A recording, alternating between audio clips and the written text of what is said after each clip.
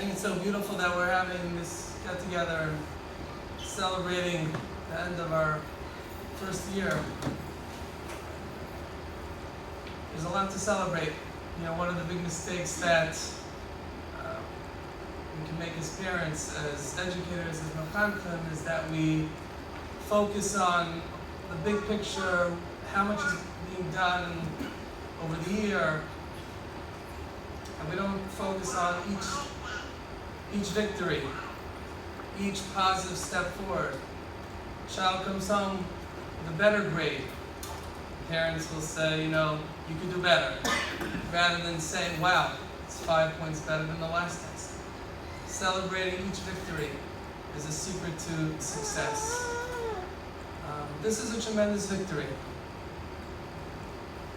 I always had a dream, I don't know if I mentioned this last time, a few times ago, but I had a dream a while back, at the beginning of this year, that I want to start my own yeshiva. I want to start in Mesivta high school, that kids are loved, respected, communicated with, treated with respect, conversations, connection, relationship, a love for Torah, a love for Yiddishkeit, understanding of Yiddishkeit, understanding of Torah, connection to Hashem.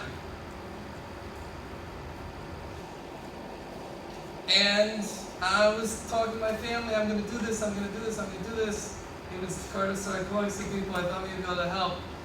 And then literally, within the same time, I think it was within a few days, I get a call from Cedarhurst, and he says, I love your Sefer on Kavod.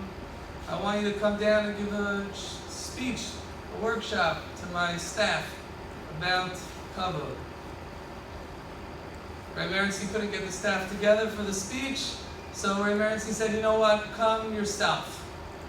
Come yourself and give me a shmooze, give me a drush, give me a private speech about what it means to treat Talmidim with respect. And we shmoozed, and I told him, I'll give you an example. If a boy's speaking to another Rebbe and you want to get the Rebbe's attention, don't just walk over to him as if the kid's not there. You should tell the boy, you know, I'm sorry, we don't mind if I interrupt, I need to ask the Rebbe something. Every boy needs to be treated with respect. If you want to tell him to tuck in his shirt, ask him nicely. You don't have to embarrass him in public or bark orders at him. And we spoke for a long time, and we fell in love, so to say. We felt there was a connection. And I kind of said, it'd be great to work with you. Kind of asked for a job. My parents is like, yeah, it'd be great. And then there was a story, which I got to follow close up. And I saw a tzaddik.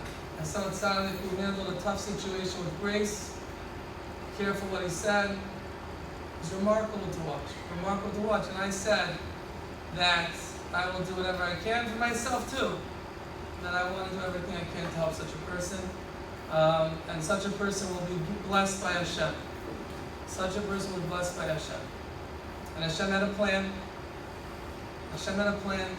But we're seeing the hand of Hashem very clearly in what's going on.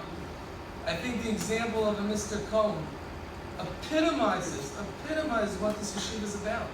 Whoever heard of a secular studies teacher being intricately involved with the students, going on a trip with them to Omaha for Yontif? Whoever heard of such a thing? It would never ever happen in another yeshiva. It would never happen that it's something would ever evolve.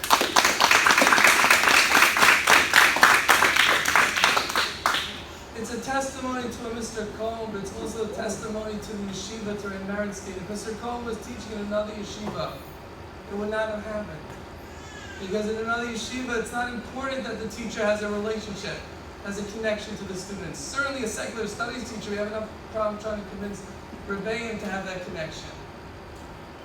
A Mr. Simcha Frischman gets up and speaks by an open house and speaks about treating students with respect and a relationship. I was blown away.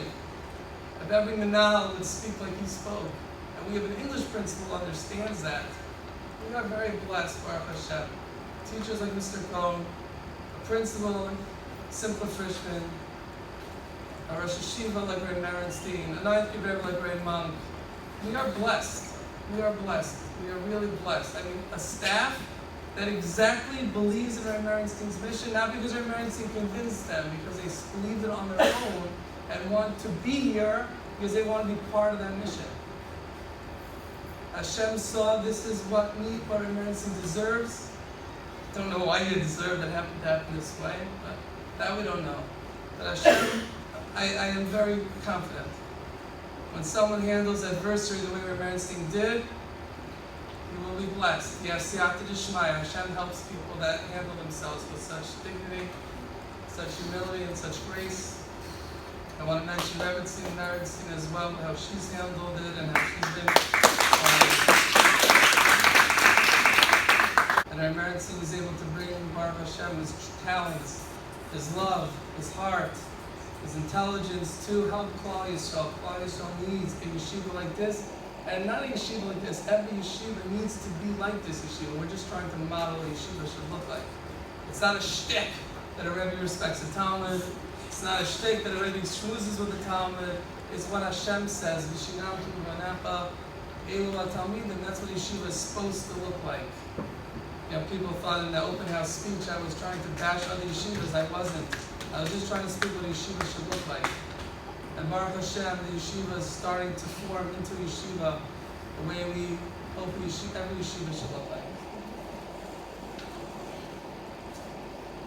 So, I'm giving Baruch Hashem, and I think to celebrate, Rabbi Kiva lost all his Talmudim. And then he stood up and started again with 5, and all the Torah that we have is from those 5 Talmudim. Sometimes Hashem has his plans, and this yeshiva, Rabbi Moshe picked up and started again, 5 or so Talmudim. Baruch Hashem, now a few more. But you guys who went through a hard time,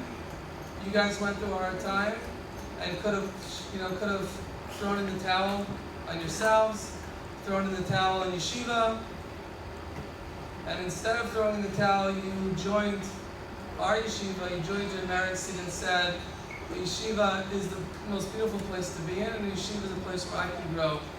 And